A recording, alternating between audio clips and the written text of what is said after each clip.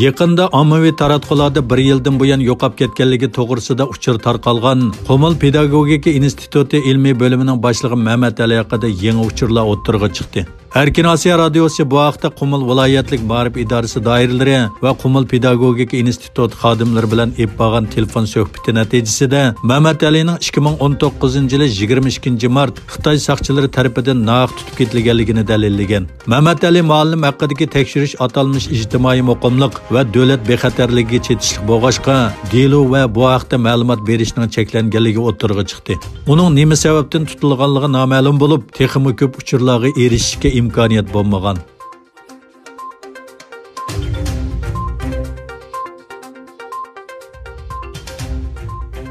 Xitoy Kommunist hokimiyatining Sharqiy Turkistonda majburiy emgakni davomlashtirayotganligi haqida keng ko'lamli uchur o'ttirg'a chiqqandan buyon G'arbda kuchli tanqidga uchradi. Dunyo Uyg'ur qurultiyi bu haqda bayonot e'lon qilib, Xitoy doiralaridan Uyg'urlarni majburiy emgak silish harakatini to'xtatish kerakligini bildirdi. Shuning bilan birga Xitoyda vabo tarqalgan bir paytda Uyg'ur yoshlarining Xitoydagi zavodlarda qul o'rnida ishlatilishining insoniyatga qarshi jinoyat shakllantirganligini ta'kidladi. Dunyo Uyg'ur qurultiyi raisi Dolqin esa Amerikada shu topda Uyg'urlarning majburiy emgak silinishining oldini olish haqida qonun loyihasi tayyorlanayotganligi haqida to'xtaldi. U Xitoyning Sharqiy Turkistonliklarni zavodlarda qul o'rnida elib setilishiga norozilik bildirdi va doiralarni buningga xotima berishga chaqirdi. U bayonotida xalqaro shirkatlarning Uyg'urlarni qul qilish badaliga ishlab chiqarilgan materiallarni setib olmaslikka va bir qism hukumatlarning Uyg'urlarni majburiy emgak silish harakatiga sherik bo'lishdan to'xtashga chaqirdi.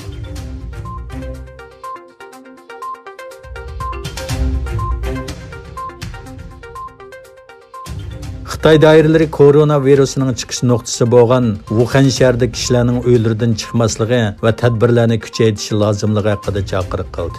Bundan burun Wuhanda 8-aprelda qamalning bo'shatilganligi, qatnash transportining asliga keldiganligi va sog'lom kishilar uchun sayohat cheklamasining amaldan qoldirilganligi e'lon qilingan edi. Lekin 4 kishining o'limi bilan qaytadan yuqum andisi o'tirg'a chiqdi. Doiralar shahar aholilarini sirtdan keladigan ikkinchi bir yuqum to'lqiniga qarshi tadbir ko'rishga chaqirdi. Shuning bilan birga Xitoy Tashqi ishlar ministrligi bu jarayonda chet ellik diplomatlarning Xitoyga kelmay turishi haqida chaqiriq qildi.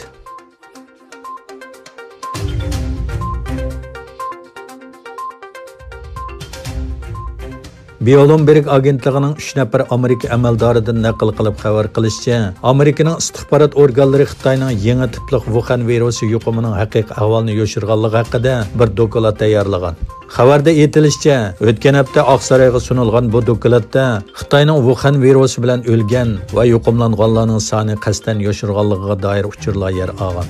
Dokladda Xitoy doiralarining faqat kasallik alomati ko'rilgan kishilarni statistikaga kirgizilganligi ta'kidlanishi bilan birga, Xubey o'lkasida kuniga minglagan jasadlarning ko'ydirilishining gumon qo'zg'aganligi tilga ilingan. John Hopkins universitetining eng yangi uchurlarga asoslanganda, navbatda Xitoyda Wuhan virusi bilan yuqumlanuvchi 82 ming, o'lguvchi 3300 atrofida bo'lib, bu sonlar Amerika, Ispaniya va Italiyadagi o'lim va yuqum sonlaridan xeyli oz.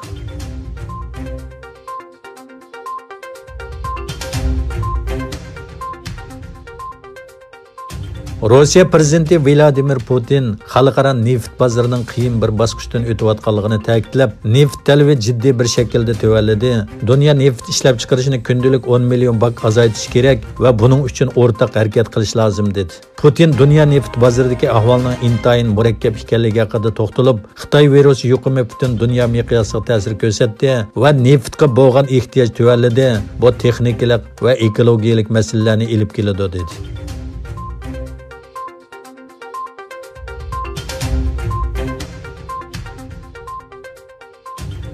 İşğalçı Xitoy armiyasi 1990-yili 5-aprel Ramzan oyida Aqto'ng noyisining Barin yezisida qonliq bir qirg'inchilik olib borgan edi. 30 yil burungi bu qonliq fojiada 5000 dak Uyg'ur hayotidan ayrildi. Bu qirg'inchilik 1990-yillarda Xitoylarning Sharqiy Turkistonga ko'chish to'lqiniga to'g'ri keldi. Xitoyning 1990-yili 5-aprelda Sharqiy Turkistonning Barin yezisida elib borgan qonliq qirg'inchilikning musibati texicha oxirlashmadi. Aksicha Xitoy buningga yangi jinoyatlarni qo'shib keldi.